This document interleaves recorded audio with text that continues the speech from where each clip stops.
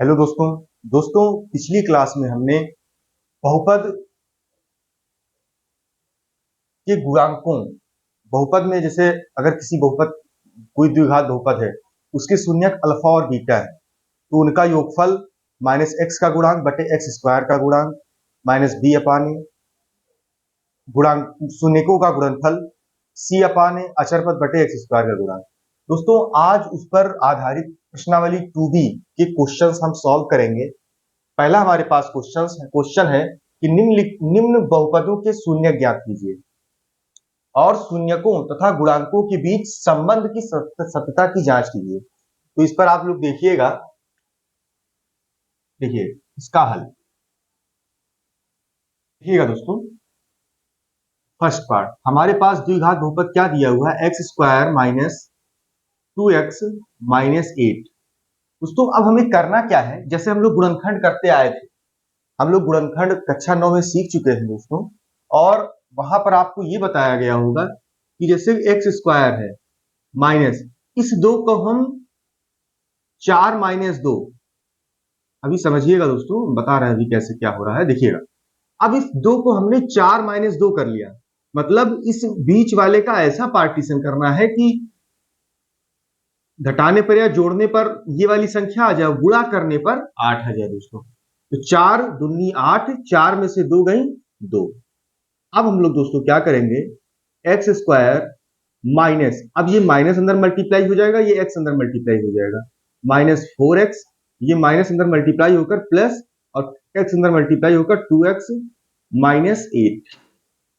अब दोस्तों क्या करेंगे, एक्स स्क्वायर यहां पर है, माइनस 4x यहां पर है, x यहां से हम कॉमन कर लेंगे तो हमारे पास बचा क्या, x माइनस 4 प्लस यहां दोस्तों 2 कॉमन कर लेंगे तो हमारे पास क्या बचा, x माइनस 4। अब x माइनस 4 यहां पर है, x माइनस 4 यहां पर है, हम कॉमन कर लेंगे दोस्तों और बचा क्या हमारे पास, x प्लस 2। अब देखिएगा दोस्तों, इसमें कहा क्या गया है, बहुपद के शून्य ज्ञात कीजिए। बहुपद के शून्य के लिए दोस्तों अब यहां पर हम लिखेंगे बहुपद के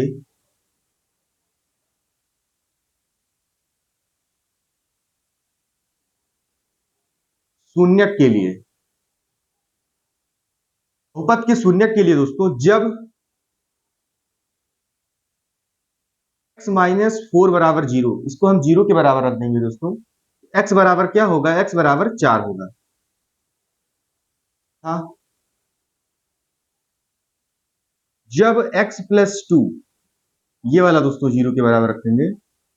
यहां पर दोस्तों कहने का मतलब यह है कि बहुपद के शून्यकों को निकालने के लिए हमें बहुपद का मान 0 के बराबर रखना होगा। बहुपद हमारा यही तो है दोस्तों, इसको हमने 0 के बराबर रख दिया। हमारे पास क्या आया दोस्तों, x, ये प्लस में है उधर जाकर माइनस 2 हो गया, x प्लस 4 x माइनस 2, हमारे पास दो शून्यक आ गए। दोस्तों हमने पिछली क्लास में ही बता रखा है कि किसी भी बहुपद में x की अधिकतम जितनी घात होगी या जिस घात का वो बहुपद होगा उसके शून्यकों की संख्या उतनी ही होगी दोस्तों, ये हमने आपको बता रखा है।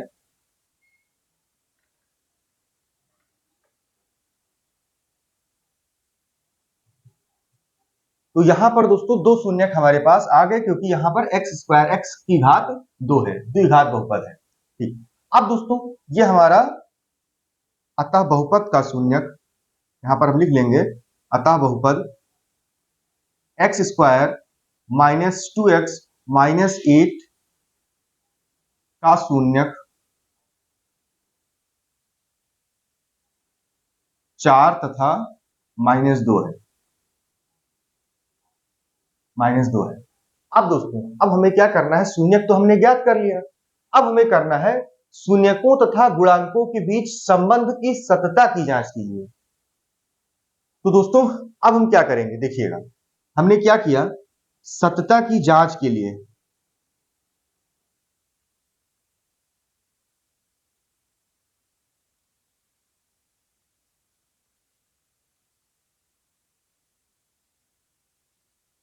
सत्यता की जांच के लिए दोस्तों, सत्यता की जांच के लिए हम क्या करेंगे, जो हमारे पास बहुपद है दोस्तों, बहुपद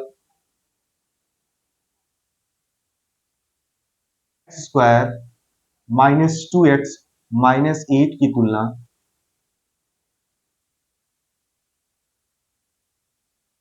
तो हमने व्यापक बहुपद बताया था, व्यापक द्विघात बहुपद, हम उससे इसकी तुलना कर देंगे। ax square plus bx plus c से करने पर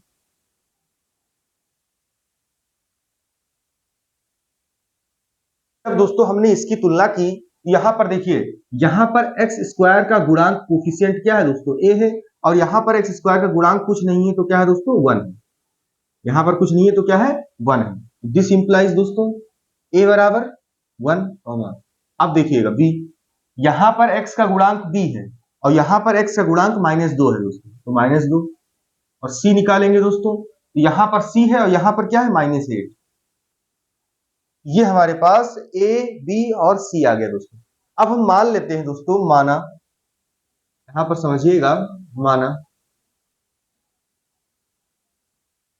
बहुपद, जो बहुपद हमें दिया गया है दोस्तों, एक्स स्क्वायर -2x -8 के शून्यक अल्फा तथा बीटा है, ये शून्यक अल्फा तथा बीटा है। क्या मान लिया कि बहुपद एक्स स्क्वायर -2x -8 के शून्यक अल्फा, ये दोस्तों अल्फा तथा बीटा है। अब हम यहां पर समझ रहे हैं, देखिएगा दोस्तों, ये चीज आपको समझ में आ गई होगी, हम उसको हटा दे रहे हैं।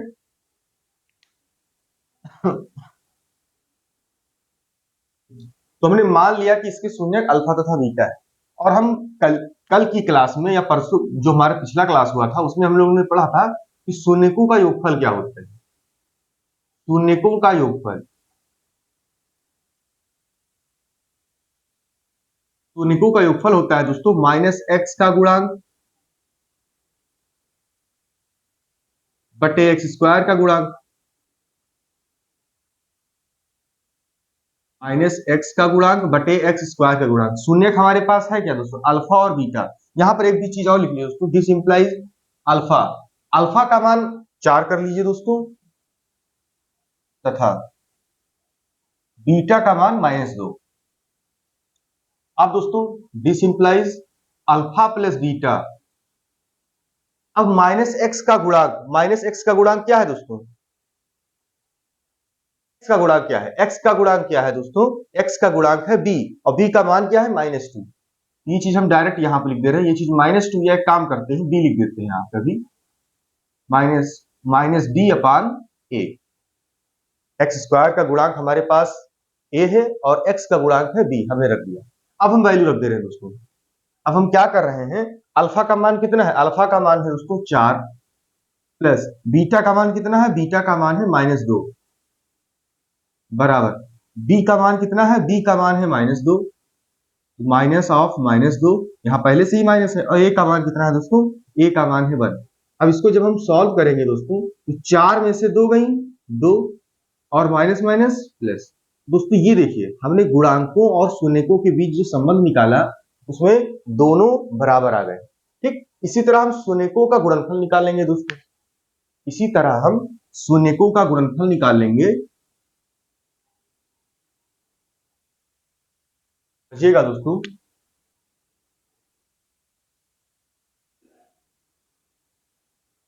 शून्यकों का गुणनफल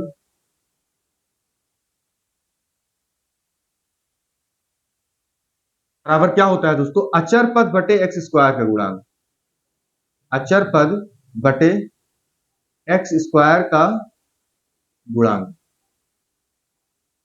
अब शून्यक है क्या, अल्फा और बीटा है, तो अल्फा गुणे बीटा बराबर अचर पद। अचर पद दोस्तों क्या है, अचर पद है सी, एक्स स्क्वायर गुणांक है ए। अल्फा का मान हमारे पास 4 दिया गया है दोस्तों, और बीटा का मान -2। अल्फा का मान 4 है, बीटा का मान -2 है। सी, सी हमारे पास क्या है दोस्तों, सी है -8, और ए का मान कितना है, ए का है 1। तो हमारे पास दोस्तों क्या आया, 4 दूनी 8, और माइनस था तो माइनस, बराबर -8।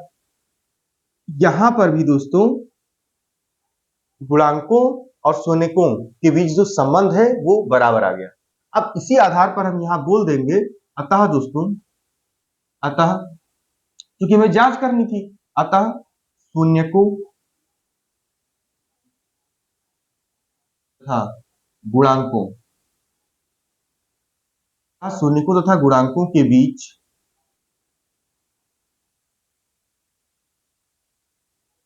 संबंध सत्य है दोस्तों। क्वेश्चन की भाषा नोट कर ली। ये था दोस्तों हमारे पास प्रश्नावली 2B का पहला पार्ट। दोस्तों सेम दूसरा पार्ट ऐसे लगना है, सेम तीसरा पार्ट ऐसे लगना है। आज थोड़ा सा हमारे पास समय कम है दोस्तों, हम थोड़ा सा हमें कहीं जाना है। देखिएगा हमने पहला पार्ट लगा दिया, आप दूसरा और तीसरा पार्ट लगाने का प्रयास कीजिएगा। बाकी इसमें भी सेम ऐसे ही है, लेकिन कुछ गुणांक इसमें नहीं है, उनको हम जीरो कर लेंगे, या कुछ अचर पद नहीं है उसको जीरो कर लेंगे। ये भी आपका लग जाएगा, दोनों क्वेश्चन सेम तरीके से हैं। तो आप घर पर लगाने का प्रयास कीजिएगा दोस्तों, और हम अगली क्लास में जो इसके पार्ट सेकंड और पार्ट थर्ड और क्वेश्चन नंबर 2 के सारे पार्ट है उनको हम सॉल्व कराएंगे दोस्तों।